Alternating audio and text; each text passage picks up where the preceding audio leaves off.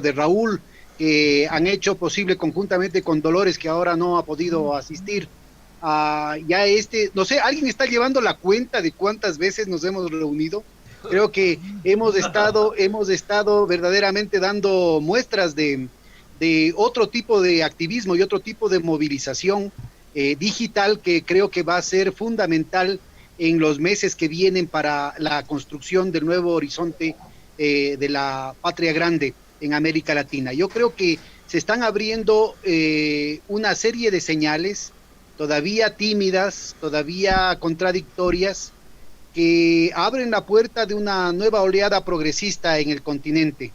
Estamos conmemorando la brutalidad abierta, desembosada de la dictadura militar argentina y en general de todas las del Cono Sur, y la recordamos además en un momento en el que claramente estaba establecida la vinculación, el maridaje del Fondo Monetario Internacional con un Martínez de Hoz que estaba ya negociando las condiciones del próximo gobierno momentos antes del golpe en Washington. Es decir, la brutalidad de los militares normalmente es visto con un poquito de asco por ciertos sectores liberales, pero en su momento fue clarísimo. Harberger, Friedman, Hayek, los principales ideólogos del neoliberalismo, decían, bueno, pues a veces hace falta una dictadura para que funcione verdaderamente la democracia y la libertad. Vea usted, la libertad a palo y a sangre se dio en América Latina y ahora nuevamente intentan hacerlo. Las condiciones de la crisis mundial generan un nivel de descomposición muy acelerada que en el caso específico del debilitamiento, del declive del capitalismo norteamericano, del imperialismo, de la hegemonía norteamericana, exigen una serie de respuestas desesperadas en su patio trasero.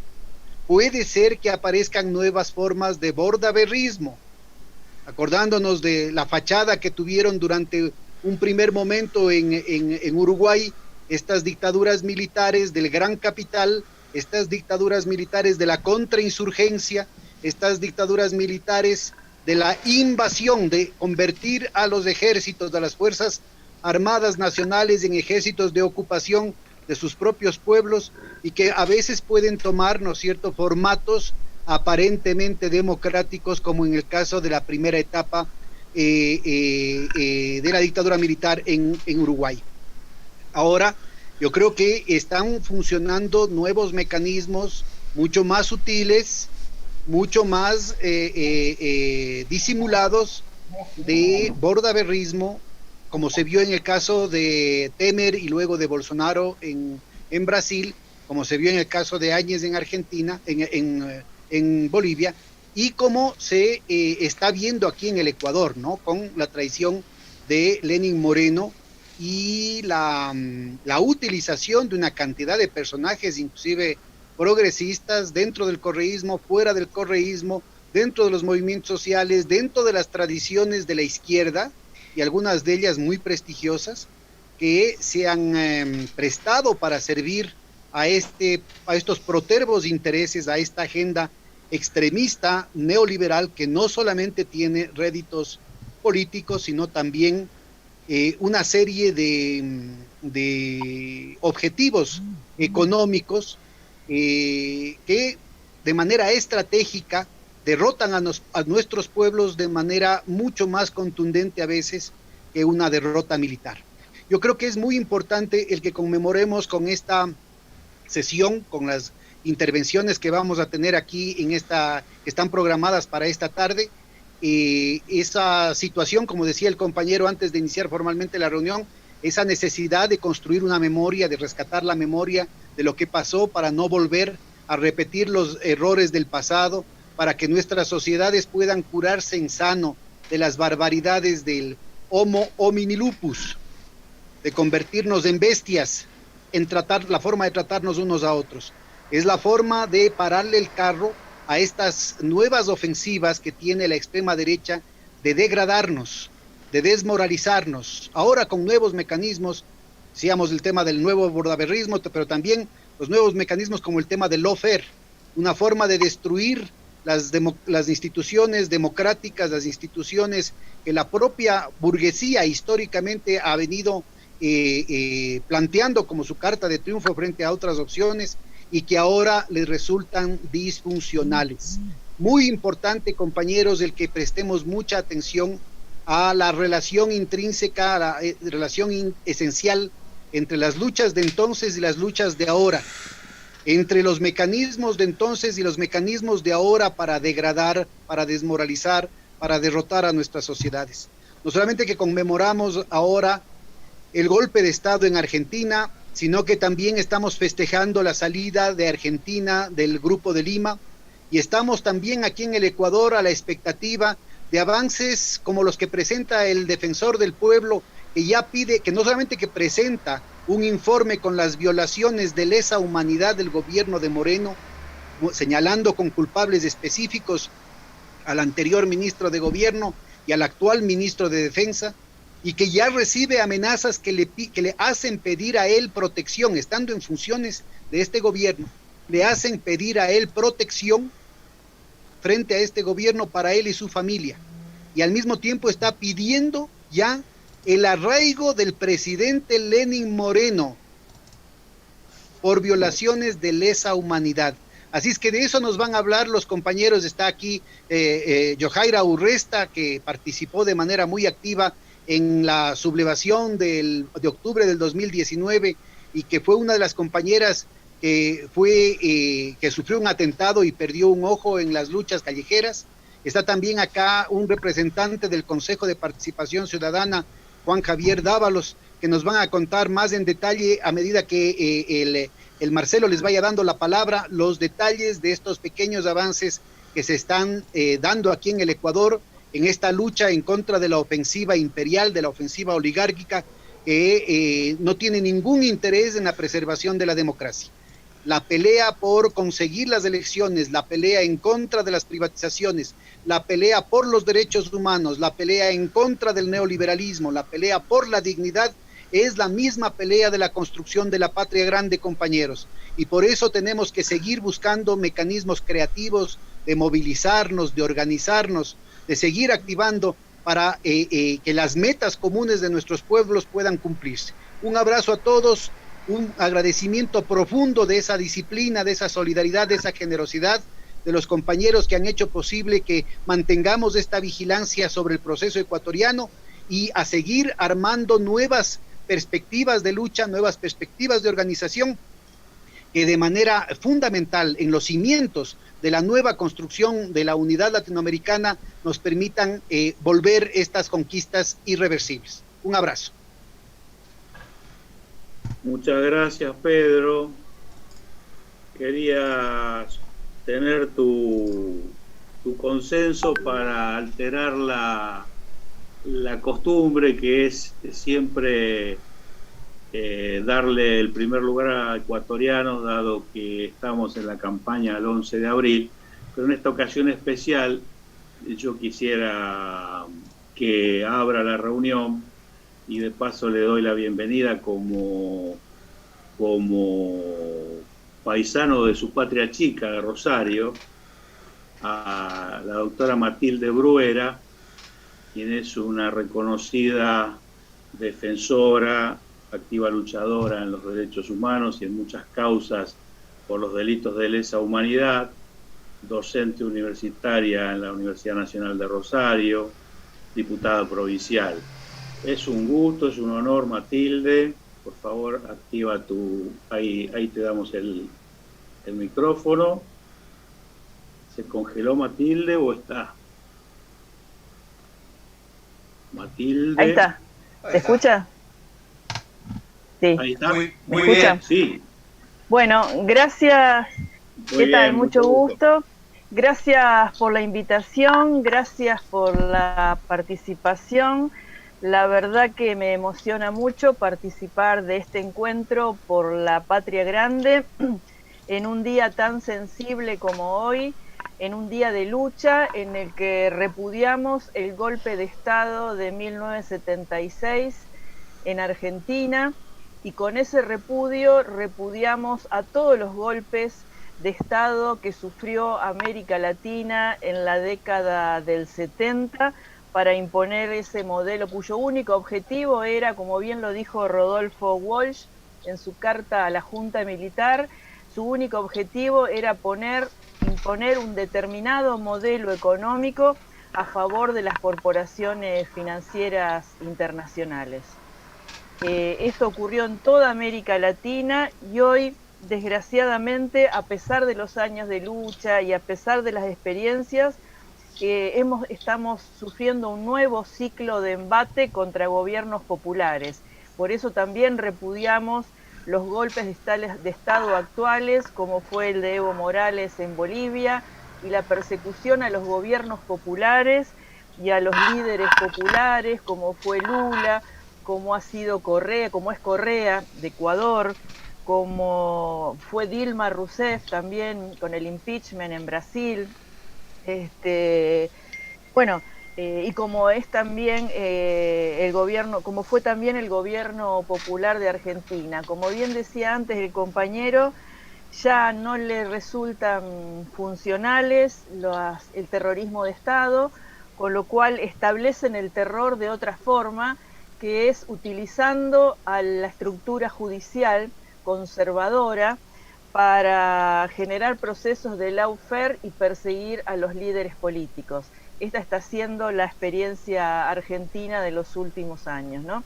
Y este renacer de gobiernos conservadores que propician la persecución de los gobiernos populares. Por eso creo que es fundamental revivir toda esta memoria y propiciar un nuevo proyecto de Patria Grande. Yo no me olvido nunca cuando asume Néstor Kirchner en el 2003, quienes vinieron a la asunción de Néstor Kirchner y cómo se forma un arco político, cómo expresa el arco político popular en toda América.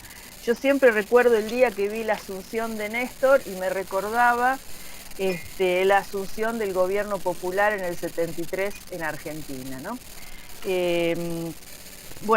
Creo que está claro que los golpes de Estado y las persecuciones a los líderes populares y a los gobiernos populares, el único objetivo es establecer un modelo económico neoliberal.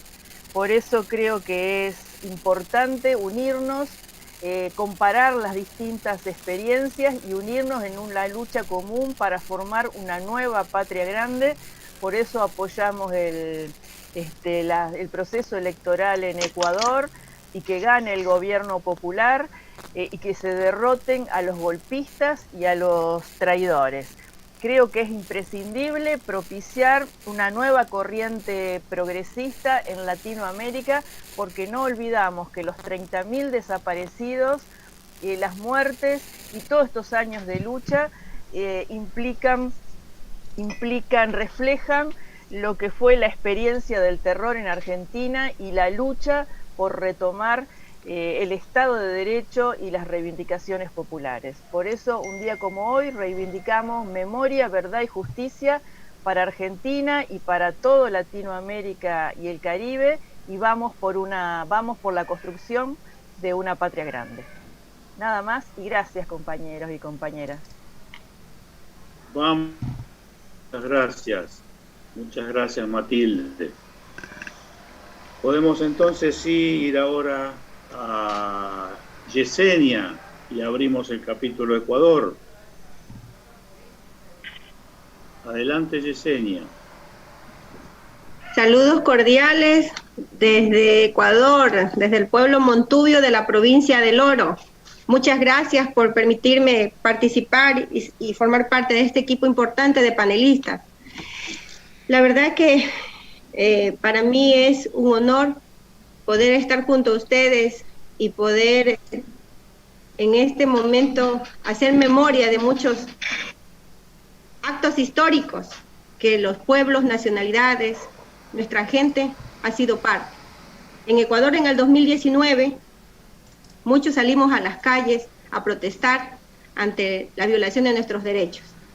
Escuché que había también una participante que había perdido un miembro de su cuerpo.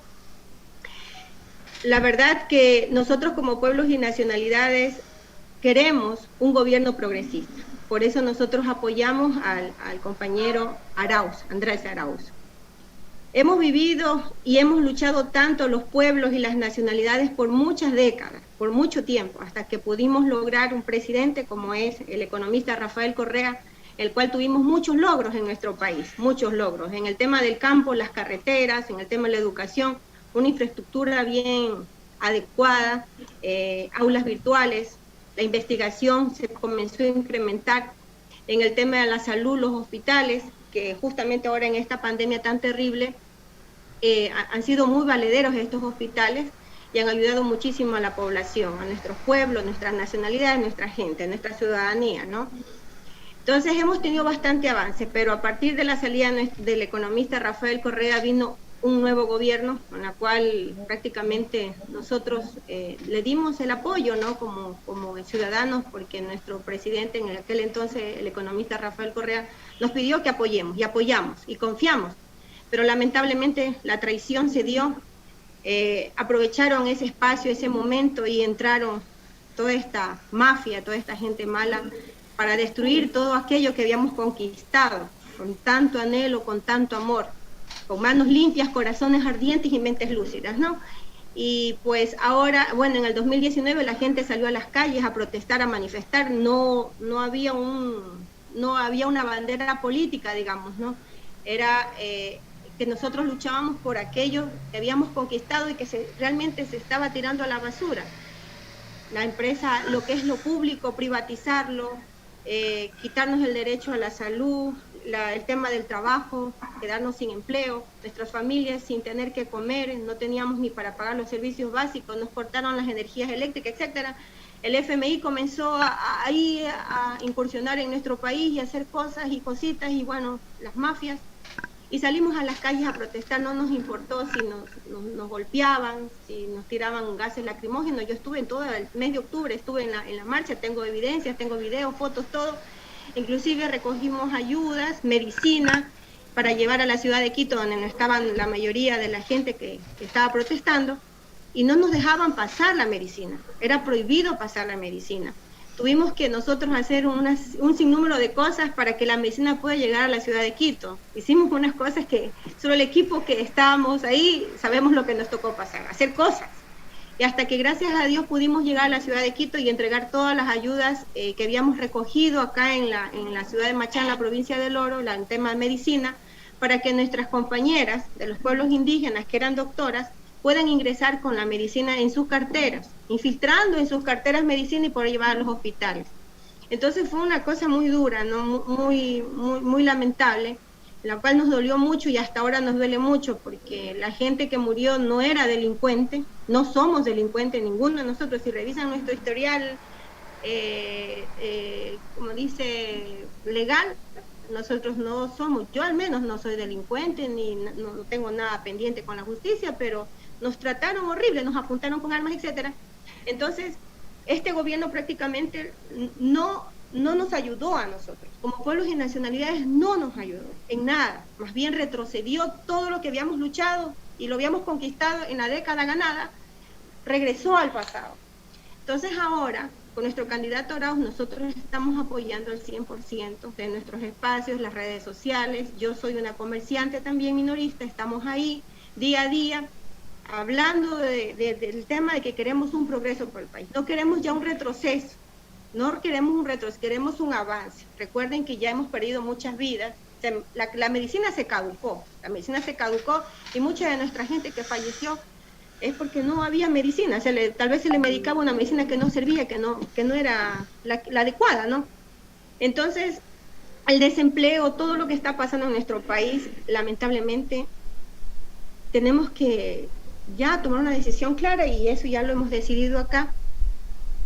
Tenemos que elegir un gobierno progresista, en este caso el compañero Arauz, los pueblos y nacionalidades también muy claros. No se puede generalizar que todos estamos apoyando al voto nulo o estamos apoyando a un señor de la derecha. En este caso Guillermo Lazo no lo estamos apoyando, se están tomando el nombre de pueblos y nacionalidades, pero en realidad eso no es verdad. somos gente inteligente, pensante, gracias a Dios y gracias también al gobierno del señor Rafael Correa, el economista, nos capacitaron bien en la ley de participación ciudadana, en la Constitución llegó a nuestros hogares, a nuestros lugares donde nosotros estábamos, y nosotros nos pudimos capacitar. No somos un pueblo ignorante, somos un pueblo sabio, y pues nosotros queremos que recuperar nuestra patria grande y construir un país del tamaño. Por supuesto, Jessy. Sí, entonces bueno.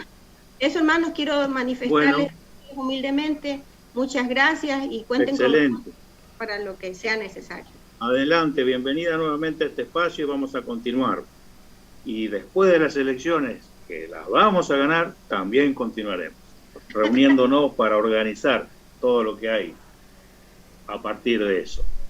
Bueno, podemos volver a hacerla intercalar un compañero de Argentina, que en este caso vamos a llamarle, le vamos a preguntar si se puede hablar de doble nacionalidad, porque él es boliviano, es un dirigente sindical de la Unión Obrera Ladrillera de la República Argentina, pero es destacable por algo que seguramente él va a referir, ¿no? Que hay compañeros de la Patria Grande en este sindicato tan prestigioso, tan luchador, que nos apoya y que estamos sumando a esta movida latinoamericana.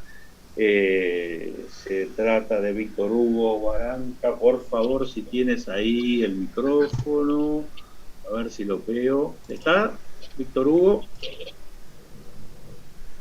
Sí. ¿Me escuchan? A ver, un poquito más. Hola, compañeros, ¿me escuchan? Te escuchamos bien.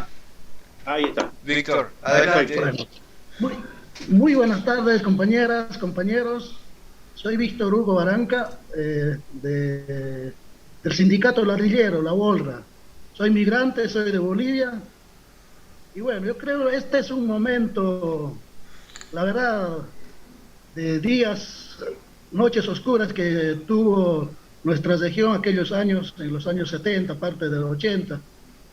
Hemos vivido, yo creo que desde México hasta Argentina, esos momentos muy difíciles, ¿no? Después de unos años, por ahí, de los 50 hasta los 70, de una etapa de organización, tanto como trabajadores, campesinos, indígenas, y bueno, yo creo que eso no les ha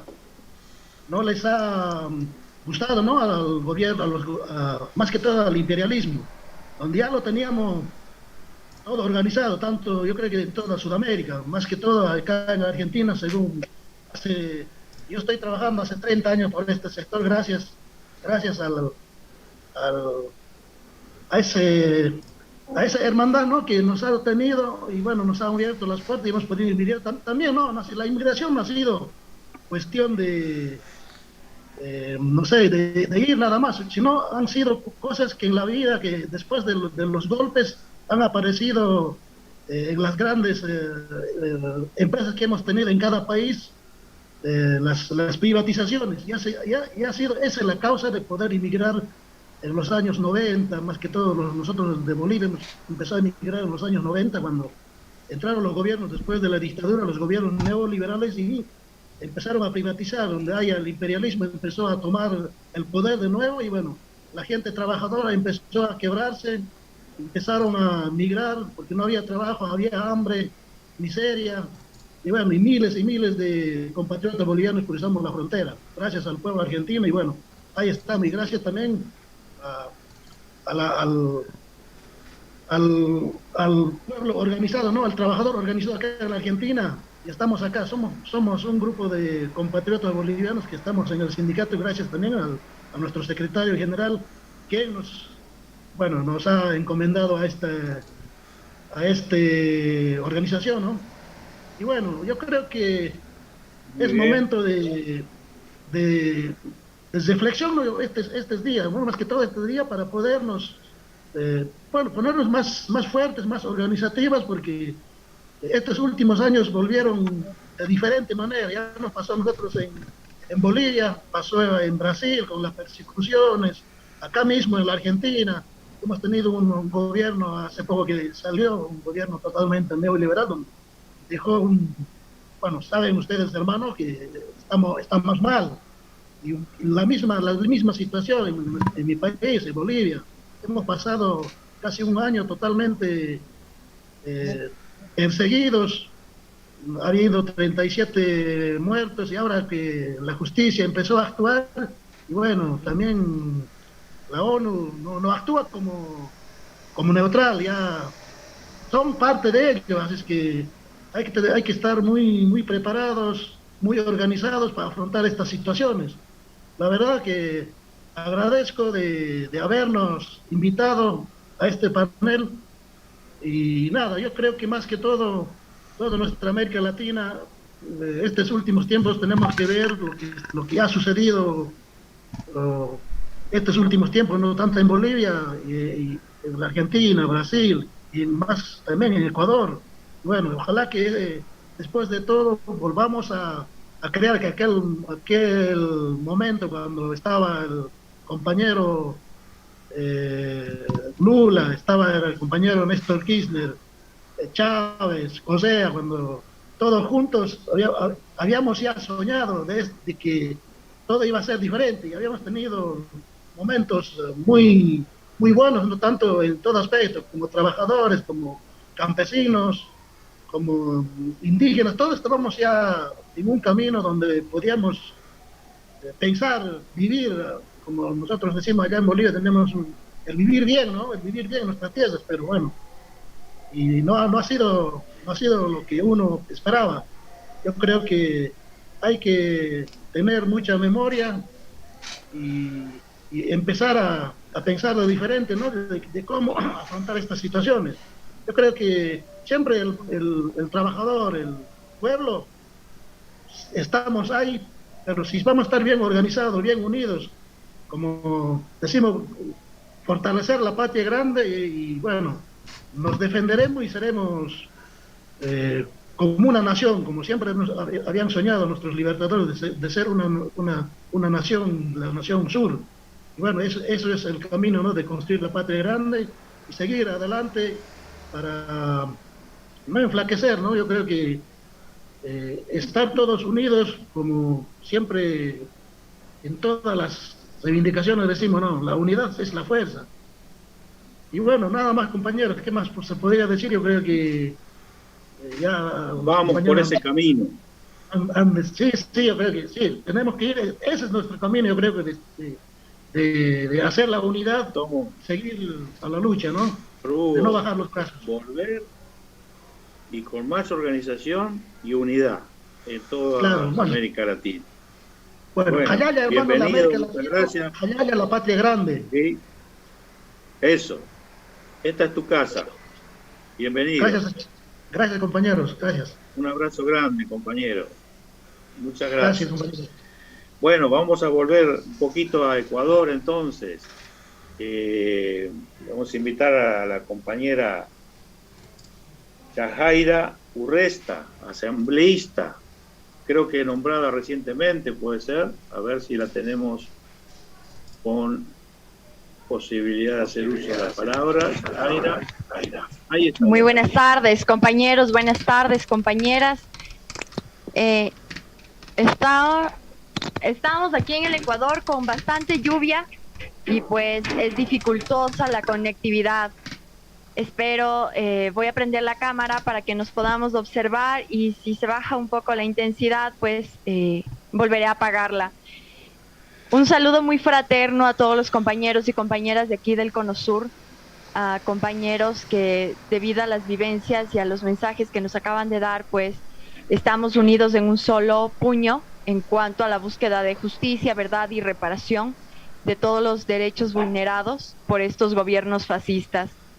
Me presento ante ustedes, soy Yajaira Urresta, actualmente soy asambleísta electa, justo por la defensa de los derechos humanos. Voy 14 años en defensa de los derechos humanos, soy una joven militante de izquierda aquí en el Ecuador, pero tengo que resaltar que la lucha popular se ha visto investida de popularidad, se ha visto investida de apoyo solidario, sobre todo de las grandes corporaciones sociales del pueblo ecuatoriano desde la traición del señor Lenín Moreno Garcés. Pues para nosotros es penoso que una persona haya ingresado y sobre todo se llame mandatario cuando deslegitimó y destituyó de una forma rotunda al proyecto por el cual él ingresó y fue votado por las grandes mayorías populares aquí en el Ecuador. A los 2 días, voy a ponerles en contextos a los compañeros que nos están escuchando, pues a los 2 días del señor Moreno ser posesionado como presidente de la República aquí en el país de Ecuador, pues lastimosamente él se reunió con la derecha del país, se reunió con el FMI y se reunió con algunas mafias que para todos es evidente cuáles han sido los asuntos programados, las estrategias fascistas y sobre todo el quehacer doméstico de la política. No hay una política pública de amparo, no hay garantías estatales, no hay garantías de vida. Pues como lo mencionaba una de las compañeras de la costa ecuatoriana que me antecedió a la palabra, pues nosotros estuvimos tangibles como, no como colectivos sueltos, sino como un poder popular unificado de aquí del Ecuador en octubre de 2019. Fueron 13 días de paralización, fueron 13 días de un estallido social por el cansancio de las mentiras, de los atropellos y sobre todo por el alza de los combustibles dentro de un acuerdo llamado el decreto 883. Acuerdo que era tramitado desde el FMI, desde los Estados Unidos y obviamente garantizada su gestión aquí dentro del país.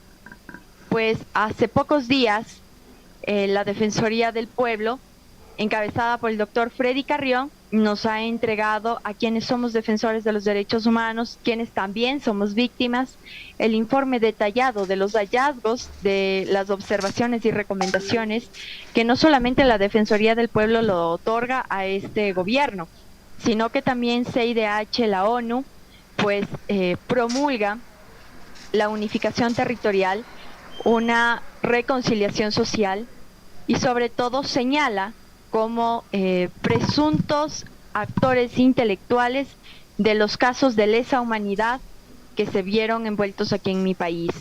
Lastimosamente yo perdí por impacto de una bomba lacrimógena, perdí mi ojo izquierdo. Actualmente gozo de una prótesis para que no se note mucho la cuenca vacía, pero no soy la única.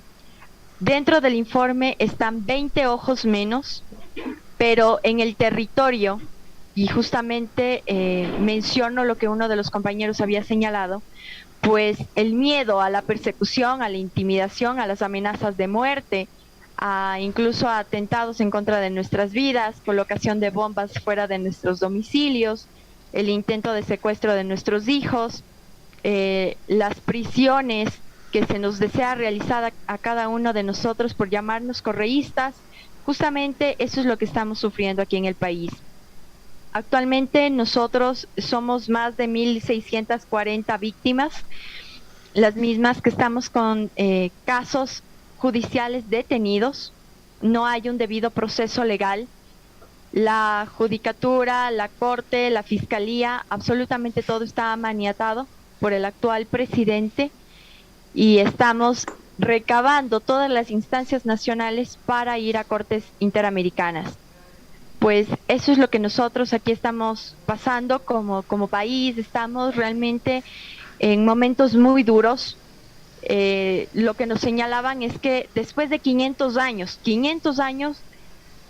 se vuelve a vestir de sangre de tal manera mi país, no solamente por octubre, sino por un mal manejo del COVID-19, por un reparto de hospitales, por la alta corrupción, por el ingreso de altas mafias, por el sistema de sicariato que funciona desde la gerencia del mismo Estado.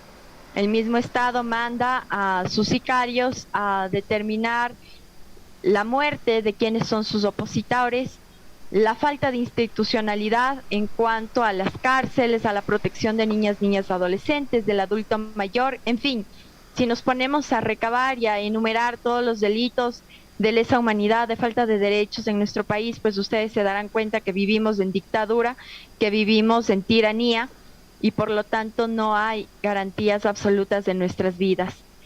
Por ese motivo es que de forma pública, ante todos los compañeros y compañeras a nivel internacional que estamos aquí reunidos, pues hago mi felicitación, mi agradecimiento y mi lealtad pública al exmandatario nuestro, Rafael Correa Delgado, quien ha sido el único que se ha visto envuelto, a pesar de la distancia, en la defensa de los derechos humanos, en brindarnos a las víctimas la opción de tener incluso un abogado que nos defienda. Gracias a él, pues fui candidata a estos comicios de elección hacia la Asamblea Nacional, justamente por el tema de la defensa de los derechos humanos, y hacerles partícipes a cada uno de ustedes nuestro lema, no solamente de campaña, sino de vida, que uno somos todo y todos somos uno. La unificación hace la fuerza, esa fuerza que requieren nuestras almas, nuestros espíritus, después de ser tan abatidos, no solamente aquí en el país, sino una solidaridad profunda si tenemos en la sala compañeros de Chile, compañeros de Argentina, compañeros de Bolivia, pues mi solidaridad profunda y justamente nuestro deseo fraterno de unificarnos como región, porque absolutamente todo lo que nos han hecho ha sido armado de una manera estratégica para desestabilizar, irrumpir y sobre todo romper la armonía de lo que es el Cono Sur y no permitirnos volver a estar unidos. Pues de esta manera también quiero brindarles lo que estamos haciendo, y por eso es que me disculpo que haya llegado un poco tarde. Estamos en campaña de la segunda vuelta para que Andrés Arauz y Carlos Rabascal sean nuestro presidente y nuestro vicepresidente en los comicios del 11 de abril, porque como todos ustedes saben, nosotros como asambleístas simplemente somos gestionadores de una política pública. Si no tenemos la amplitud de mentes, corazones y sobre todo almas generosas como Andrés y como Carlos Rabascal, pues nuestra función no va a servir de nada.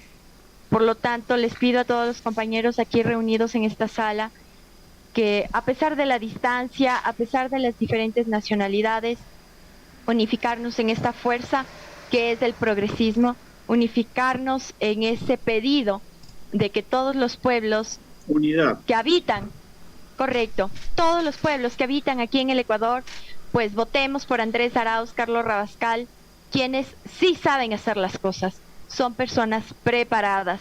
Nos estamos dando duro contra un contendedor que es un banquero bachiller, que lo único que ha hecho es reunir sus ganancias en base al sufrimiento y trabajo ajeno, pero más no por una preparación propia, ni tampoco por una solidaridad con el pueblo.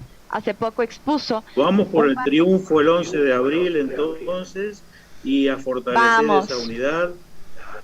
Vamos por eso, vamos por eso. Muy sentidas tus palabras, ve que sos una gran luchadora. Bueno, sigamos aportando y organizando. A ti, muchas gracias y un beso enorme a cada uno de los compañeros, y recordar que uno somos todo y todos somos uno. Muchas bendiciones a todos. Todos somos uno. Muy bien. Podemos volver entonces a Argentina. Vamos a ir tomando en cuenta un poquito más el tiempo. Les pido disculpas que yo no lo he marcado suficiente. Y Humberto, apelo a su gran capacidad de síntesis, la de siempre, que nos va a exponer desde su puesto de militancia de docente universitario, abogado en Derecho de la Integración y un referente para nosotros del Papa Francisco, ¿verdad? Y para muchos argentinos que seguimos su prédica permanente. Un gusto recibirte, Humberto. Muchas gracias, Marcelo. Adelante. Dos comentarios muy breves al principio. Hoy plantamos en toda la Argentina, yo soy miembro del Movimiento de Cuidadores de la Casa Común, en todos los rincones de Argentina hemos plantado árboles bajo el lema de memoria y futuro, memoria y construcción de una nueva sociedad humana, recordando este trágico 24 de marzo de 1976. El segundo punto es, todos tenemos múltiples nacionalidades. Yo ya lo he repetido, pero no me alcanzo de hacerlo.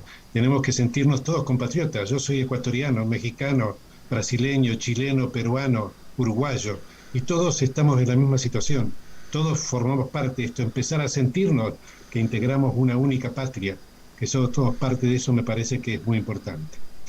Es parte del futuro. Creo que nuestra situación es muy distinta de la que teníamos en 1976. Los movimientos populares están en alza no solo en América Latina, también en el mundo. Lula está en condiciones de ser candidato en Brasil. Y si el movimiento de los trabajadores brasileños lo apoya y lo respalda como candidato, Lula va a ser nuevamente presidente de Brasil, del mismo modo que Arauz va a ser presidente de Ecuador. Y creo que esto es una situación irreversible. Como yo recordaba el otro día, el golpe boliviano, ¿cuánto duró? Antes un golpe militar podía durar 10 años, 15, 5, 20. Hoy puede durar meses. Confiemos en nuestra capacidad, en nuestra fuerza. El único tema es hacer la autocrítica permanentemente y favorecer la unidad, como decía Hasegawa recién. Si comprendemos esto y sacrificamos intereses, el futuro de América está asegurado. Pero yo quiero contarles una iniciativa de Francisco, y particularmente voy a tratar de ser muy breve, pero creo que es muy importante y nos convoca a todos, católicos y no católicos, cristianos no católicos, musulmanes, judíos, agnósticos, particularmente a las teologías aborígenes, ¿no es cierto?, que se han encontrado hace poco en el Sínodo de la Amazonia. Nuevamente participaron 40 pueblos originarios del Amazonas con sus propias teologías, y esto fue reflejado en el Sínodo de la Amazonia. Ahí se abrió un camino para todo el mundo. Ustedes saben que el sínodo tradicionalmente era una reunión de obispos. En este sínodo participaron obispos, pero participaron mucho más laicos y laicas. Entre ellas participaron muchos activistas y militantes de otras teologías. Por ejemplo, recuerdo en este momento solo una compatriota boliviana, Tania Ávila Meneses, que es quechua y teóloga católica simultáneamente. Bueno, pero voy a concentrarme en esto. Francisco ha convocado a una asamblea eclesial de América Latina y el Caribe. ¿Qué quiere decir esto? Eclesial quiere decir que no es una asamblea de obispos, es una asamblea donde va a haber obispos, curas, religiosos, religiosas, miembros de todas las religiones que viven o habitan en América Latina, y miembros también, gente que no cree, que no tiene fe, agnósticos. Todos están convocados a participar. Esto es una asamblea inédita en la historia de la Iglesia en el mundo.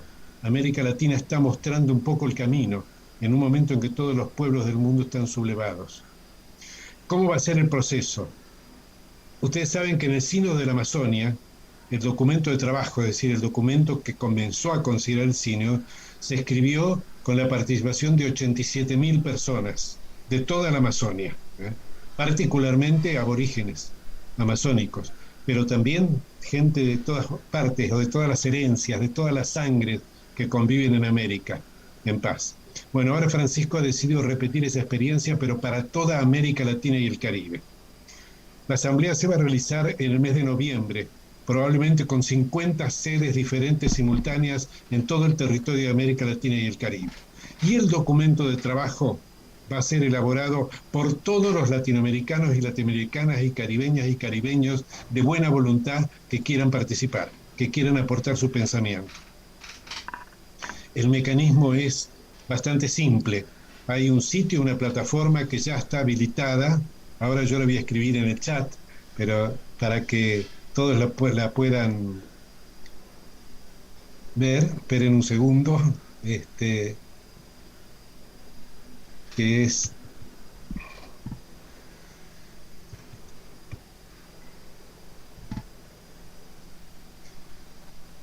perdón que me equivoqué.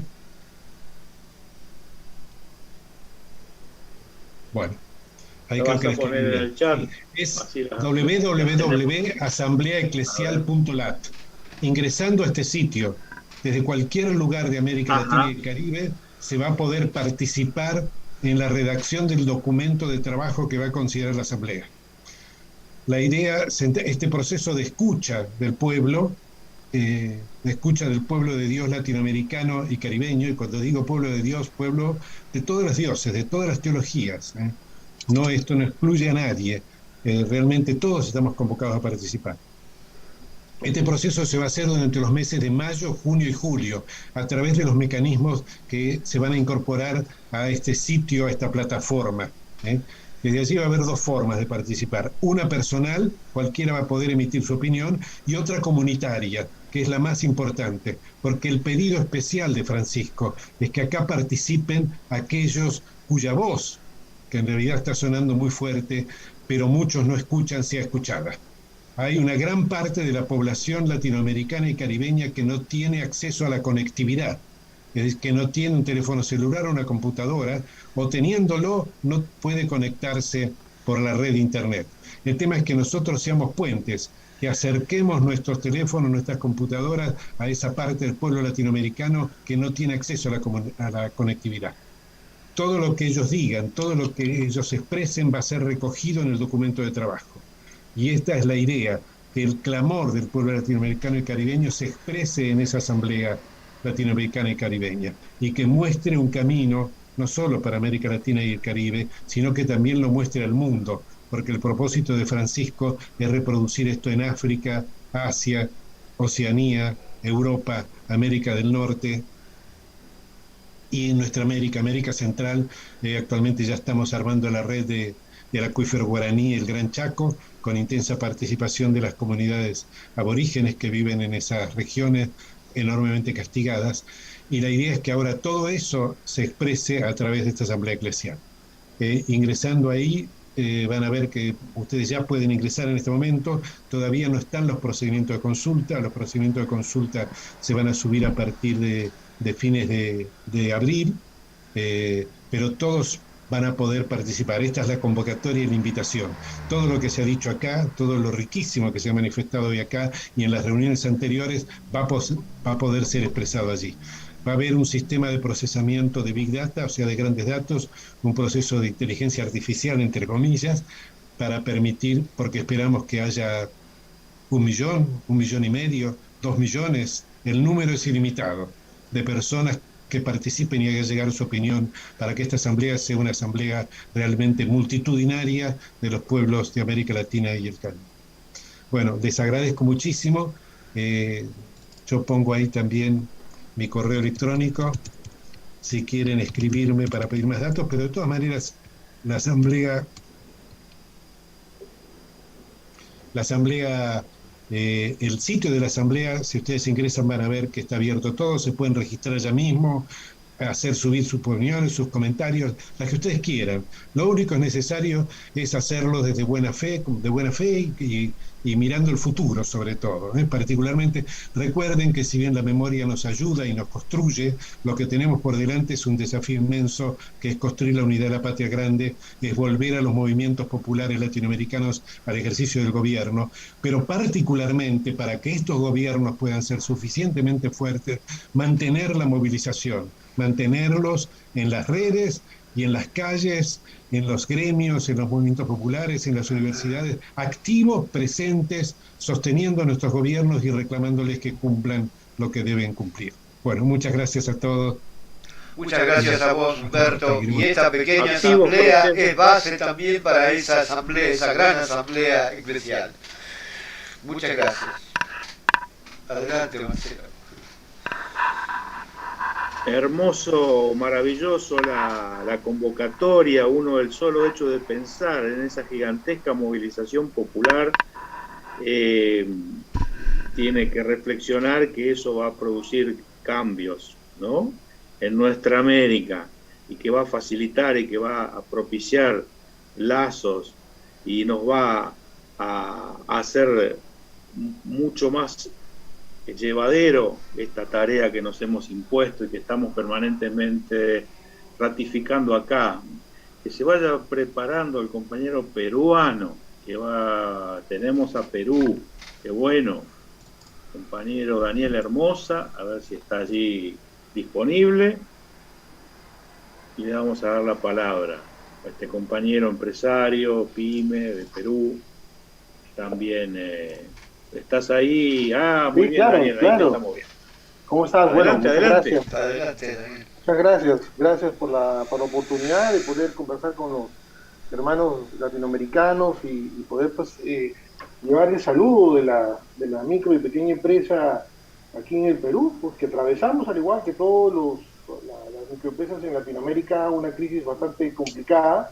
También nosotros, como nuestros hermanos ecuatorianos, en unos días más, enfrentar un proceso electoral que nos está trayendo bastante dolores de cabeza porque las posiciones están muy radicalizadas. Realmente necesitamos un gobierno que entienda la crisis social que vivimos y que no privilegie el gran capital. Aquí ya en los últimos meses, en todo caso en el último año de esta pandemia, pues las grandes corporaciones, las grandes empresas se han visto beneficiadas con el apoyo del Estado, con millones de dólares entregados en calidad de préstamo a intereses muy, muy bajos. Y aquí se han tenido préstamos para la micro y pequeña empresa, el más, digamos, significativo, el otro extremo, digamos, de la relación de la lista, ha sido un préstamo de $150 a una microempresa, mientras otros recibieron $3,5 millones como préstamo, ¿no? Digo, aquí hubo realmente una muy mala voluntad de parte del gobierno y de los técnicos del MEF que trajeron un diseño terrible y que hoy día está pasando la factura porque realmente no hemos podido recuperar el paso. Así que el proceso político que estamos viviendo hoy día en el Perú no es distinto a lo que están viviendo cada uno de los países de Latinoamérica. Es el mismo proceso. Tenemos, como les digo, unas posiciones radicalizadas, con una gran cantidad de candidatos de la derecha, ¿no? Que inclusive se pelean entre ellos, pero lamentablemente tenemos nuestra izquierda dividida, fraccionada, y eso no ha podido consolidar el equilibrio que requerimos, porque necesitamos realmente el equilibrio para que la gente tenga opciones realmente de elegir su futuro. Y tenemos pues una fragmentación en ambos lados. Y la verdad que es muy complicado poder explicar por qué está sucediendo eso en nuestro país, pero la izquierda no ha podido lograr consolidar una sola posición. Y tenemos, creo que, como 4 o 5 candidatos que están, digamos, luchando por los derechos. Hace poco Verónica Mendoza dejó una posición muy clara después de la reunión con Evo Morales que tuvo hace unas semanas de manera virtual para un poco alimentar la propuesta con relación al tema del gas, ¿no? Pero lamentablemente, como repito, el fraccionamiento en ambos lados está perjudicando finalmente al ciudadano. Hacemos votos que en Ecuador gane la posición que defienda los derechos de los trabajadores, de los ciudadanos ecuatorianos. Hacemos votos que gane una verdadera posición que ayude al pueblo a vivir feliz, sobre todo en esta época de pandemia. Mi abrazo fraterno a todos los compañeros de Latinoamérica. Agradezco esta oportunidad de poder expresar y siempre a disposición de poder integrar este grupo, y vamos a convocar más dirigentes. Lo que pasa es que estamos en este momento en una complicación de lucha por cuestiones que están pasando en el interior, ya lo comentaremos.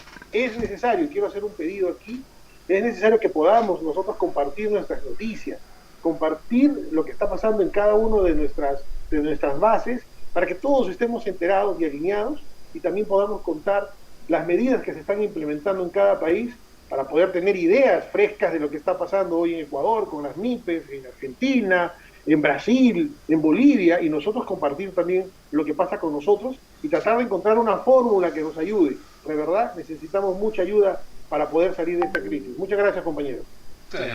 Perdón, Marcelo. Si a eso vamos. A eso estamos yendo. Precisamente, Marcelo les va a comunicar que próximamente vamos a habilitar una página, un lugar donde todo el mundo pueda manifestar sus inquietudes, sus notas y sus informaciones.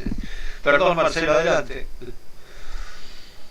Tenemos que hacer mucho más eficaz y activa y veloz estas comunicaciones permanentes. Una página es todos los días, 24 horas, o sea, cuando uno quiere subir, vamos a implementar esos mecanismos.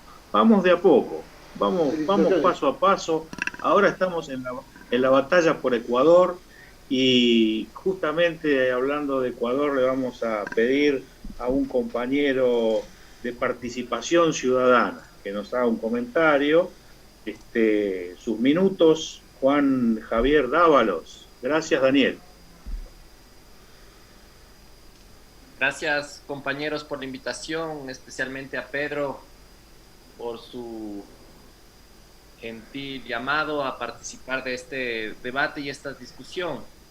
Un gusto estar aquí.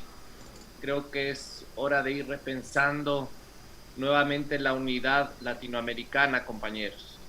Esa unidad que se vio truncada durante un momento durante un periodo en la que la derecha nuevamente asumió el poder en muchos de los países nuestros, en muchos de nuestros espacios que habíamos tratado de consolidar por ya algunos años. En ese marco yo solo contarles un poco mi visión sobre el escenario político que estamos atravesando el día de hoy.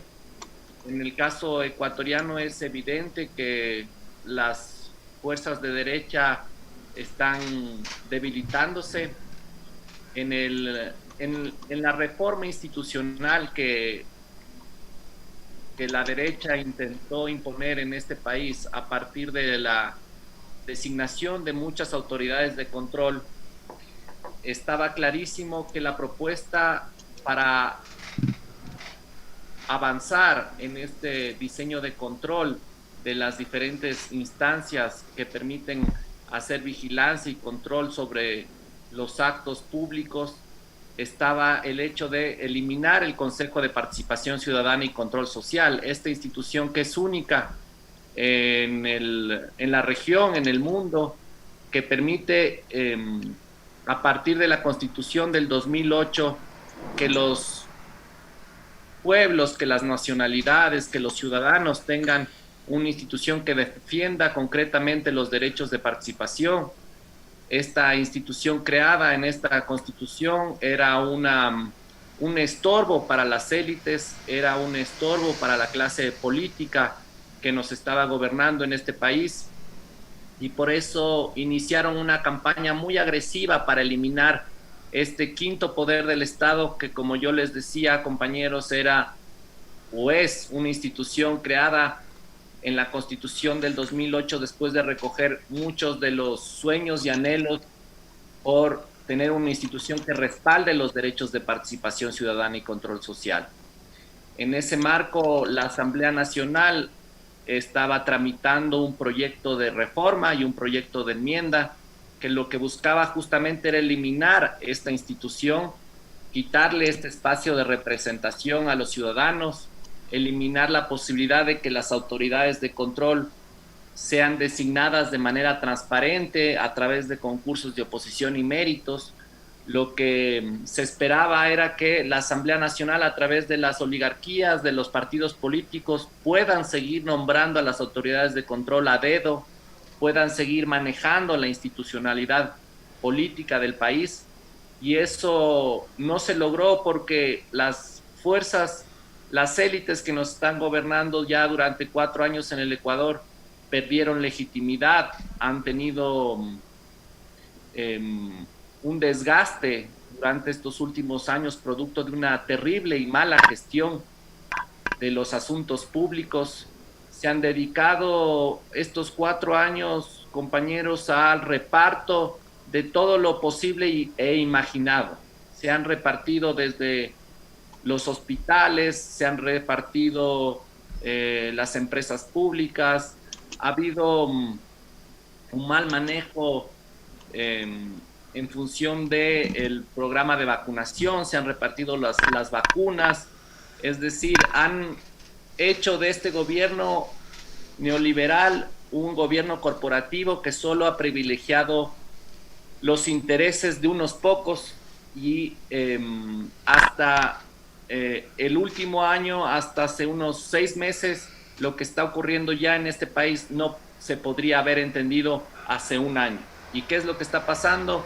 Y es que se entiende y ya se avisora un nuevo escenario electoral, las fuerzas políticas se están reacomodando, los espacios perdidos por la Revolución Ciudadana se están nuevamente fortaleciendo y eso nos trae esperanzas.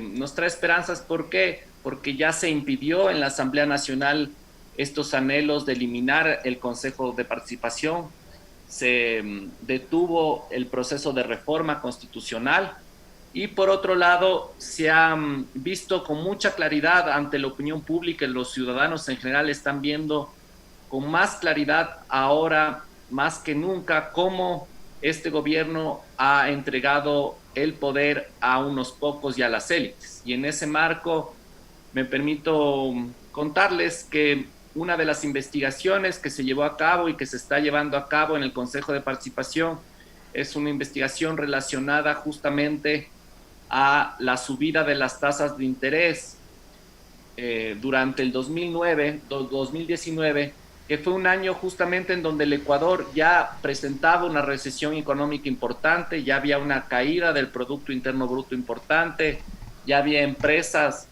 que habían cerrado, que estaban despidiendo a miles de trabajadores, y en ese año que ya había, como lo digo, una recesión económica, la banca privada tuvo unas utilidades nunca antes vistas. Es decir, si comparamos las utilidades del 2016, que fueron de $200 millones, para el año 2019 esas utilidades llegaron a $600 millones. Y eso lograron a través de decisiones reglamentarias que beneficiaron a la banca privada, y ahí está la conexión y se evidencia la conexión real entre lo que fue el gobierno de Lenín Moreno y los intereses políticos de los banqueros y de la clase política identificada directamente con los intereses financieros. Es por eso que entiendo yo que en las próximas elecciones va a ser muy difícil que un banquero que representa justamente esto, el corporativismo, el reparto, el privilegio de unos pocos por sobre unas grandes mayorías, muy difícilmente va a imponerse en un escenario democrático en donde la voluntad popular tendrá que ser respetada. Y ese creo yo que, para terminar, es la responsabilidad que tenemos que asumir los colectivos, las organizaciones sociales, los ciudadanos en general, defender lo que nos permite a la postre poder volver a tener el poder, volver a velar por los intereses de esas grandes mayorías, y es respetando el voto popular y es respetando la democracia. Y en ese marco, compañeros, un llamado siempre a la unidad, a que se respete el marco democrático, el marco institucional que permite que por el voto popular los sectores progresistas puedan volver al poder. Hasta ahí, compañeros, muchas gracias. Un saludo enorme a todos los compañeros de los diferentes países. Un saludo a Pedro, un gusto estar y compartir con ustedes. Muchas gracias, Juan Dávalos, un gusto tenerte aquí, bienvenido a una participación que va a ir más allá del 11 de abril, que esperamos que sea tal como tú dices, que el pueblo va a acompañar, y eso nos va a obligar a tener más organización y más posibilidades de comunicarnos. Un poco esto, Pedro, lo que estábamos discutiendo todos estos encuentros, vamos camino de consolidar una plataforma que nos permita estar permanentemente en comunicación. Así que en el caso de Juan, ya vamos a dejar anotado ahí en un papelito que queremos saber más sobre participación ciudadana. Un gusto y un abrazo latinoamericano. Y les hago acuerdo, compañeros, que llevamos disciplinadamente, religiosamente, todas las semanas desde el 3 de febrero en esta tarea de reunirnos y de ir articulando una red latinoamericana. Un abrazo. Felicidades a todos. Vamos a cumplir 3 meses entonces. En la primera semana de abril, que va a ser el 7, el último miércoles antes de las elecciones, quiere decir que vamos a estar cumpliendo 3 meses. Para ubicarnos en tiempo y en espacio. El espacio ya es latinoamericano, así que estamos en cualquier lugar. Y retengo esto que dice Humberto, somos todas las nacionalidades, somos todos los países y las nacionalidades. Bueno, vamos a ir yendo hacia la etapa final de esta conversación. volviendo a Argentina con el compañero Carlos Luz, no sé si está por ahí, economista, digamos, muy versado en temas económicos, aunque es abogado, profesor universitario y presidente del Instituto Silvio Gesell. Adelante, querido Carlos. Bueno, muchas gracias, Marcelo. Muchas gracias a todos los compañeros. Acá hay compañeros de mucho tiempo, mucho afecto. Siempre quiero decir que es muy grato, después de todos estos años, seguir en este camino, en la lucha. Vamos creciendo, indudablemente. Hay muchos compañeros conocidos acá y es una grata alegría siempre que nos encontramos. Y también podemos hablar de retrocesos y de logros. Y en este día hoy, este día tan difícil de la memoria, tan doloroso, también quiero aprovechar para llamar la atención, cuando hablamos de lesa humanidad, de un terrible, digamos, crimen de lesa humanidad que está siendo ocultado por los medios y que nosotros no llegamos a visualizar correctamente hasta el día de la fecha, a pesar de los años que han corrido. Y esto es el de la pobreza producida por el sistema financiero actual. En la Argentina, en el año 73, ya cuando estaba visorándose la crisis que después devino en el golpe, teníamos 6% de pobreza en el país. Ahora hemos pasado el índice del 40% en nuestro país. Y esto es inadmisible, inexplicable, esto es algo que duele, es algo que no nos podemos permitir y que me parece que esto todavía no ha sido convenientemente focalizado. Han pasado desde la fecha del golpe 45 años y este tema está pendiente.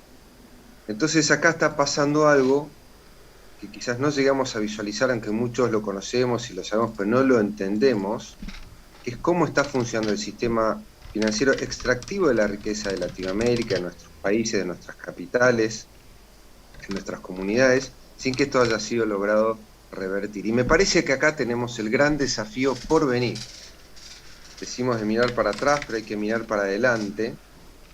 Estas convocatorias, como la de la Asamblea Eclesial Latinoamericana, que nos permiten sacar los temas que nos duelen y tratar hacia adelante, lo mismo que esta convocatoria de hoy para las elecciones del 11 de abril, que también nos permiten encarar esta posibilidad de escucharnos y generar propuestas y nuevas posibilidades, tienen que tener manifiestamente expreso este problema. Y el gobierno de Correa ha sido realmente en muchísimos aspectos pionero en estas cuestiones. Primero con la auditoría de la deuda externa famosa, pero después con la reforma constitucional, con todas las instancias de participación cívica y económica.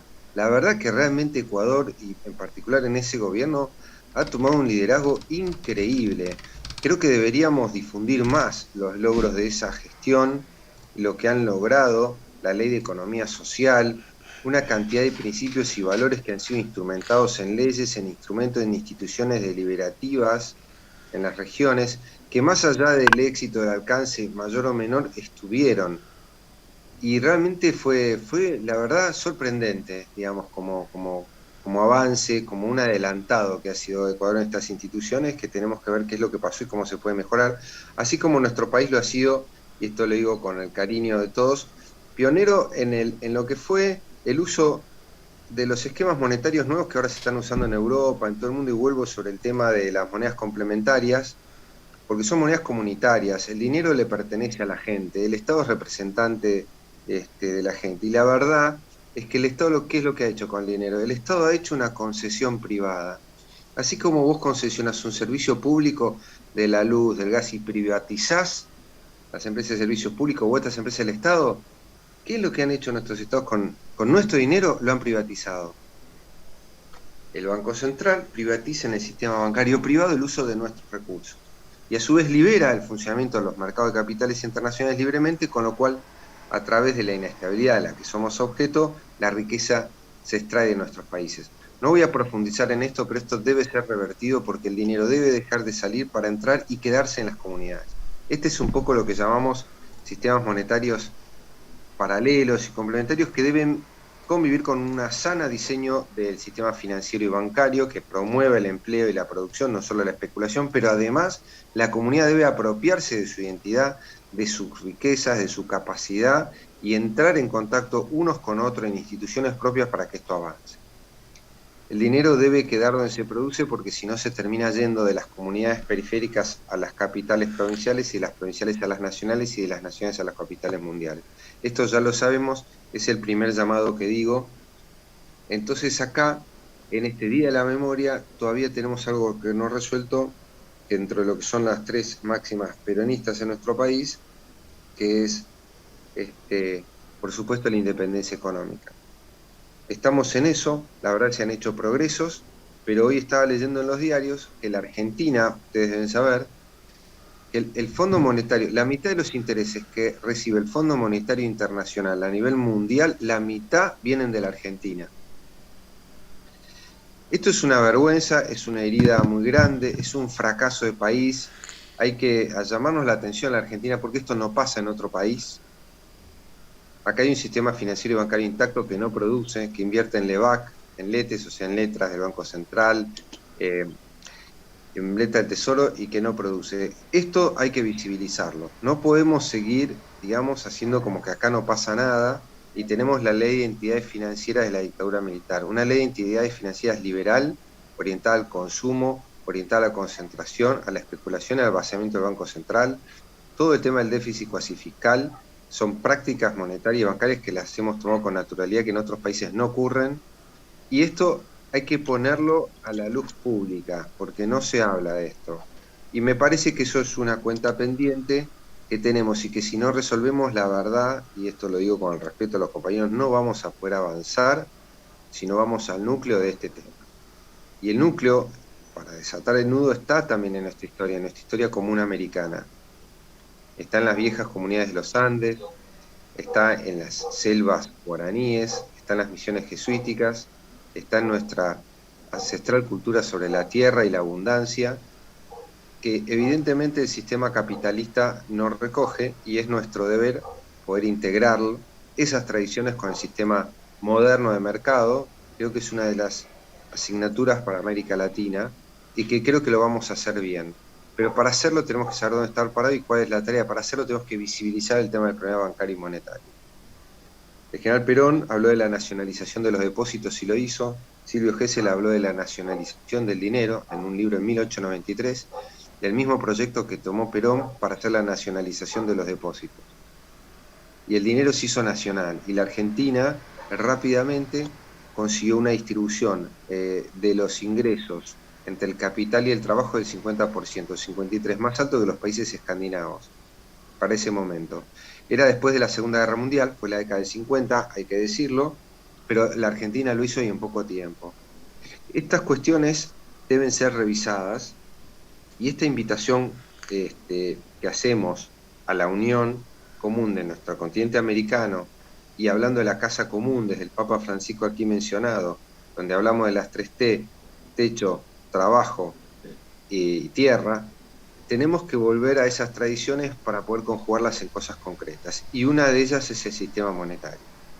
40% de pobreza en la Argentina es un escándalo y vamos a hacer una rápida revisión en estos minutos que tenemos y te agradezco, Marcelo, la invitación, igual que las compañías de Transformar, que evidentemente el recorrido del golpe del 76 que hoy rememoramos, digamos, ese asiaga historia, pega en el núcleo del sistema productivo y económico argentino, en el empleo y en la famosa tablita de Martínez de Oz que apreció el tipo de cambio. Para los que saben y los que no saben, apreciar el tipo de cambio como hizo Martínez de Oz es la misma convertibilidad que hizo Cavallo. Y terminó de la misma manera, con la crisis bancaria del 81, con la crisis bancaria del 82, con la guerra de Malvinas, y después Alfonsín, lamentablemente, a pesar del esfuerzo que hizo, en el 89 tuvo una hiperinflación que fue un golpe bancario, famoso golpe económico, que fue real. Y en motivo de esto también tiene que ver el Banco Central con el famoso festival de bonos, que no son más que las letras y las letes que tenemos ahora, y fue un festival de bonos que se llevó puesto el gobierno de Alfonsín. Nos trajo 2 hiperinflaciones, y cuando vino Menem con Cavallo, sabemos cuál fue la historia de la privatización, y que con la deuda externa argentina hicieron un negocio con el plan Baker que se llamó que los bonos que valían 100, se compraban a 10, para las empresas públicas lo tomaban a 100. Entonces yo iba al mercado secundario, como los grandes bancos y capitalistas recogían plata pagando el 10%, pero compraban empresas sin deuda, saneadas, al 100%. Esa es la historia latinoamericana. En todos nuestros países han pasado cosas similares, más allá o más acá, pero en el caso que conozco y conocemos muchos acá, el vaciamiento de la Argentina ha sido brutal, como creo que ha sido en la mayoría de los países, pero lo de Argentina ha sido una velocidad brutal y eso no está expuesto hoy en los medios de la suficiente manera, reitero, por lo cual tenemos ahí sí un desarrollo por delante. Pedro Páez, aquí asistente, siempre ha sido un luchador desde que lo conozco y lo conocemos por lo que es la moneda común latinoamericana o sudamericana, el esquema del sucre y otros sistemas multilaterales de crédito y de dinero. Hay distintas estrategias para esto, pero lo que queda claro es que tenemos que ir por eso, porque además uno de los referentes que tenemos conocido, que era Bernard Lietaer, que escribió El futuro del dinero y se refería mucho a las monedas latinoamericanas y a la experiencia argentina con el trueque, es el modelo que toma Europa. En Alemania, ustedes saben, esto lo voy a reiterar en ese momento, ellos están usando monedas complementarias en todas las regiones, en escuelas, sistemas monetarios para integrar a la comunidad, y ellos lo llaman el modelo argentino en Alemania. Esto es muy importante, pero Ecuador lo ha institucionalizado esto. Nosotros siempre desde la marginalidad, desde la improvisación, desde el esfuerzo, de la buena voluntad, Ecuador lo logró institucionalizar. Entonces ahí tenemos realmente una punta de lanza muy importante que ahora hay que bajarlo a nuestro subcontinente. Entonces son estímulos muy lindos por delante que tenemos para aprender unos de otros, para realmente exhibir y exponer todo este conocimiento que además está en esas comunidades a las que tenemos que escuchar, como decías vos, Marcelo, como decía Humberto Podetti con la convocatoria de la Asamblea Eclesial, como es este foro. Y van a seguir mucha sabiduría, muchos conocimientos, muchas prácticas que nos van a enriquecer que tenemos que empezar a intercambiar. Yo creo realmente que el camino de unión no solo es el político o el de nuestras empresas, sino el de nuestras sociedades, en las organizaciones sociales, en los movimientos como el nuestro, que entre los distintos países vayamos haciendo los puentes para generar esa identidad latinoamericana, o yo diría, o americana, quizás, como verdaderos pueblos de América, quizás los pueblos de Norteamérica, por Estados Unidos y Canadá, son muy europeos, en este sentido me permito decirlo, y nuestros pueblos son, en ese sentido, conciben, consideran y todavía mantienen la tradición americana, la contienen. Entonces, esto a través de las organizaciones va a poder plasmarse de una forma todavía más enhebrada que solo con las políticas. Y este es un ejemplo de eso. Y un rápido raconto de las políticas económicas latinoamericanas y el caso argentino como ejemplo. Quiero decir que antes del golpe del 76, ya la misma cúpula del Banco Central con Ricardo Sin, por ejemplo, y con Pedro Compou, que fue presidente del Banco Central con Cavallo, ya estaba en el Banco Central en el 75 con Isabelita, hicieron el golpe, vinieron los militares y la cúpula del Banco Central siguió siendo la misma. El golpe del Rodrigazo fue para voltear al gobierno peronista, más la violencia en ese sentido que venía de todas las direcciones, junto con la AAA, el golpe fue la excusa perfecta para el vaciamiento de la Argentina. La Argentina tenía 4.000 millones de dólares y se estaba achicando durante el gobierno justicialista. Eran 3.800 y se estaba pagando. El proceso entrega después con 10 veces más deuda externa a 42.600 millones de dólares. Alfonsín tiene que refinanciar y termina con 63.000 millones. Menem termina con 120.000 millones. Llegamos hasta casi el 120% del PBI de deuda, y toda esa deuda no fue invertida, así como entró, salió, con el proceso que se llama fuga de capitales. Este es un lastimoso proceso que se repite mucho en nuestros países, cuyos detalles ahora no voy a desarrollar por cuestiones de tiempo, pero también quiero mencionar que el golpe que se le dio durante esa dictadura militar al sistema productivo y bancario argentino fue muy fuerte. Iban por todo el Banco Central, atacaban a los bancos que eran nacionales, los vaciaban, les hacían golpes financieros, les quitaban los redescuentos, los cerraban, concentraron el sistema financiero, quedaron de 300 bancos, creo que quedaron menos de 80, y además no hubo más cajas de crédito cooperativas, que en ese momento eran muy populares y monetizaban todo el interior. Realmente una concentración muy fuerte del sistema bancario hasta el día de hoy. ¿Y los bancos qué hacen? Los bancos prestan al consumo, ¿no? La verdad, no laburan. Prestan al consumo o compran letes y bonos de Banco Central a unas tasas altísimas inflacionarias, y con eso ganan. Son las empresas que más ganan todos los años desde hace 50 años. Es la bicicleta financiera. Bien. Un minutito, Carlos. Sí. Dale, entonces quiero decir que esto como asignatura pendiente se va a poder resolver cuando tengamos otra arquitectura financiera y monetaria. Como lo mencionaba Pedro Páez, hay otros y varias propuestas, pero hay que retomar esas que se hicieron para poder liberarnos realmente del yugo que nos queda pendiente, que es el yugo monetario, es el yugo bancario, es el rediseño de lo que significa una moneda, porque una moneda es un sistema de intercambio, es una red de circulación de información, es una red de oxígeno, por eso se llama circulante, porque circula, porque es como la sangre al organismo social, es la sangre del cuerpo humano, y tiene que circular, no se tiene que concentrar porque gangrena. Entonces tenemos que ocuparnos porque esta sangre circule por nuestras venas, por toda América Latina. Así que esa es una invitación que quiero hacer el día de hoy, por este trágico aniversario, donde dijeron que la Argentina tenía que ser una granja, había que desindustrializarla, y eso fue lo que hizo Martínez de Oz, como recién se mencionaba, que estaba en Estados Unidos antes del golpe, o cuando Cavallo, recordaron muchos de ustedes, estaba en Nueva York diciéndole, mientras estaba Alfonsín de presidente, que no había que prestarle más a la Argentina y no había que refinanciar. ¿Se acordaron ustedes? Así sabemos cómo terminó la historia de los traidores, como se estaba hablando acá. Bueno, muchas gracias. Así es, Carlos, muchas gracias por tu gran capacidad de síntesis. Me parece, compañeros, que esto tiene que quedar como una propuesta que se siga trabajando y que dé lugar a algún tipo de articulación un poco más formal, porque estamos acá frente a dos pensadores de la economía desde los pueblos, desde el bolsillo de los trabajadores y las clases medias y las pequeñas industrias, y que van a tener tienen una gran sintonía, y bueno, los que podamos aportar nuestro granito de arena en organización, en poder vehiculizar eso que es una preocupación, nada menos que por terminar con ese genocidio en gotas o no tanto, que bien menciona Carlos, que es en toda nuestra región, las políticas neoliberales, la presencia enorme, exorbitante de las corporaciones. Muchas gracias, Carlos. Vamos a continuar esto, ¿eh? Esto recién empieza. ¿Eh? Gracias, compañeros. Nos van quedando los últimos minutos. Vamos a aprovechar para un pequeño comentario, casi un saludo, le pediría a Sara de México, y después volveremos a otro argentino que está por ahí. Sara de México. Hola Marcelo, muchísimas gracias por la invitación nuevamente por acá.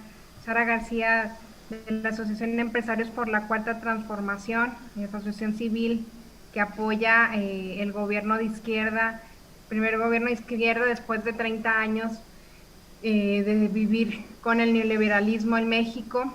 Digamos que este es el post-neoliberalismo, pero de una manera pues la estamos viviendo un poco dividida, pero apoyando con todo pues a nuestro presidente y a esta Unión Latinoamericana, porque vuelvan los pueblos de izquierda, y reivindicando pues la lucha por los derechos humanos.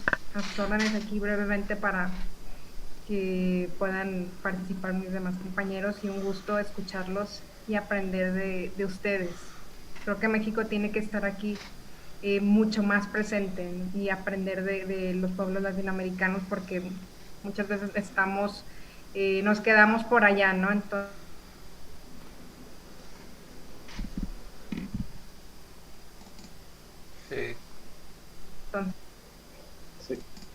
se perdió un poco Sara, ¿verdad? ¿Se cortó? ¿Me escuchan ahí está, ahora? Ahí. Sí, a ver.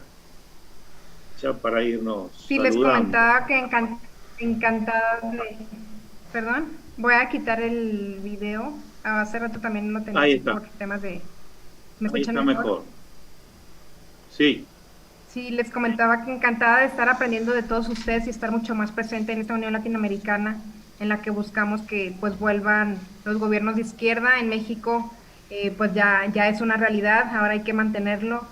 Está el país muy dividido actualmente, pero estamos con todo como una asociación que apoya a este gobierno de izquierda, particularmente en el tema de impulsar a las micro, pequeñas y medianas empresas, este segmento que ha sido olvidado por los gobiernos neoliberales anteriores y por las cámaras empresariales.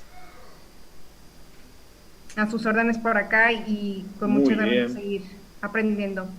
Les decía que no quisiera intervenir mucho para seguir escuchándolos. Muy bien, muy bien.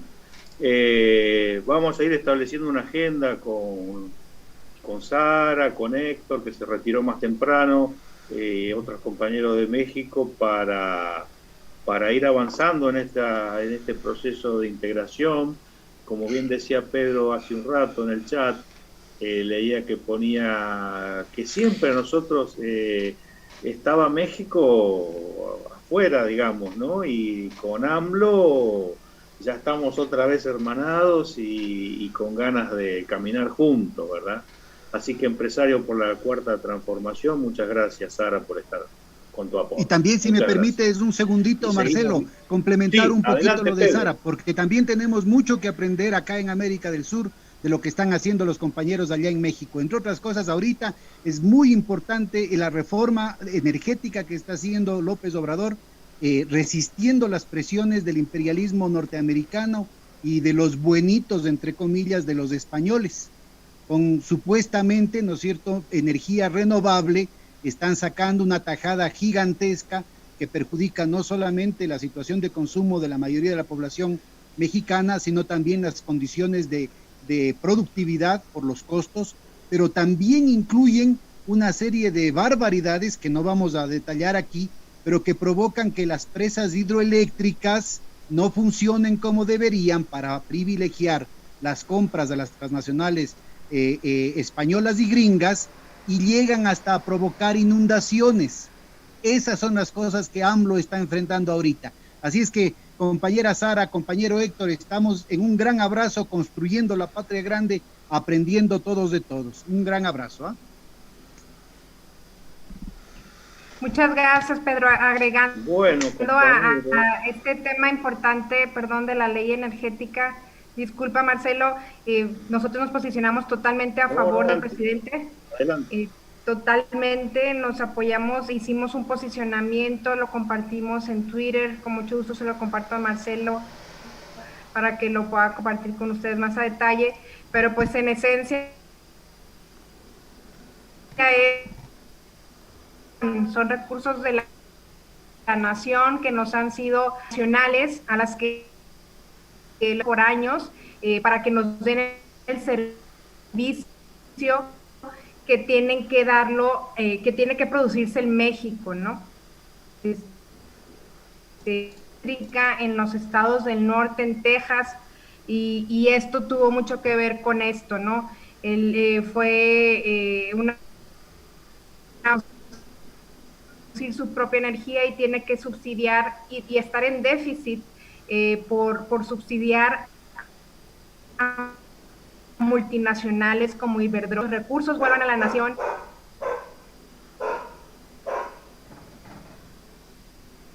Tiene baja señal la compañera. Es baja señal, sí.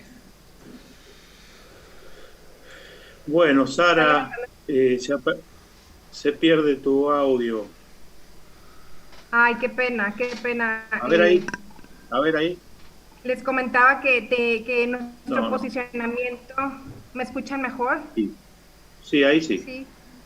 Disculpen, que nuestro posicionamiento está totalmente a favor del presidente Andrés Manuel con esta reforma de la ley energética, y que lo que buscamos es producir un mercado interno de energía eléctrica que había sido, pues que ha sido subsidiado por las multinacionales, y que gracias a eso estamos en déficit, en déficit de presupuestal por estar subsidiando a multinacionales que no nos aseguran el abastecimiento de energía eléctrica. Les comentaba el caso que hace poco nos quedamos sin energía eléctrica, fue como una apocalipsis nunca vivida en los estados del norte y en Texas, y lo que contestaron las multinacionales es que no están obligadas a dar la energía eléctrica. Entonces, lo que hace Andrés Manuel básicamente es regresar los recursos de la nación y producir el mercado interno de energía que tanto ha sido, pues que se ha descuidado, ¿no? Y que ahora sí que tiene que dar seguridad energética y dar seguridad a los ciudadanos, y estamos totalmente a favor de estas reformas porque habían sido olvidados estos 30 años de neoliberalismo. Muy bien. Bueno, compañeros, Antonio, Raúl, Pedro, vamos cerrando. Creo que ha sido una reunión muy productiva. Avanzamos. Estamos tomando este compromiso de construir la plataforma. Tenemos el asesoramiento de Verónica Sforzin, que la tenemos aquí presente. Ya se nos fue agotando el tiempo. Ahí saluda, muy bien. Vamos a ir avanzando, poder tener una conectividad mucho más activa y permanente, más allá del 11 de abril, que esperamos que sea coronado con el éxito, el triunfo popular. Luis Cáceres, queridos compañeros, gracias por todo el aporte de Wolra, compañero de Perú, Matilde, por primera vez, bienvenida a este espacio, a visitarlo otras oportunidades también. Pedro, algún saludo último y solamente agradecer a todos los compañeros y recordar a los demás que hay que seguir articulando esfuerzos en torno a esta propuesta que está haciendo Verónica. El día de mañana, a los que estén interesados, tenemos una reunión similar con los gremios de maestros de toda América Latina. Así es que, por favor, nos hacen llegar los nombres y vamos a continuar con este esfuerzo de la construcción de la patria grande. Muchas gracias a todos. Marcelo, Raúl, por favor, sobre todo, un abrazo muy fuerte a ustedes que hacen posible logísticamente y políticamente que esto funcione. Un abrazo para ti, un abrazo para todas las compañeras y compañeros que han estado presentes, y se hace cada vez más evidente la necesidad de contar con una plataforma en la que todos podamos trabajar, precisamente volcar nuestras informaciones, notas, en fin, la participación y la construcción de esta unidad que se va dando tan efectivamente y con tanto cariño entre todos nosotros. Ha sido un gusto. Buenas noches. Un abrazo latinoamericano. Viva Ecuador, viva la patria grande. Un abrazo, compañeros. Viva la memoria. Gracias, Verónica, por la presentación. Hasta pronto, compañeros. Pedro. Hasta pronto. Saludos. Hasta pronto. Adiós. Abrazo a todos, compañeros. Una gran alegría. De la victoria. Hasta la victoria siempre, compañeros.